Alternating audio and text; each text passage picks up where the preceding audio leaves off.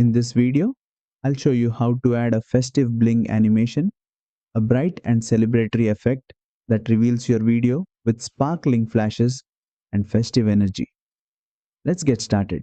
First, open your project in CapCut Mobile and make sure your video clip is already placed on the timeline. Now, tap on the video clip you want to animate. From the bottom toolbar, tap on Animation. Next, switch to the In tab because this controls how the clip appears at the beginning. Scroll through the animations and look for Festive Bling. As soon as you apply it, you'll see shiny bling elements flashing as the video reveals, giving it a lively and festive opening. To control how fast or slow the bling effect plays, use the duration slider.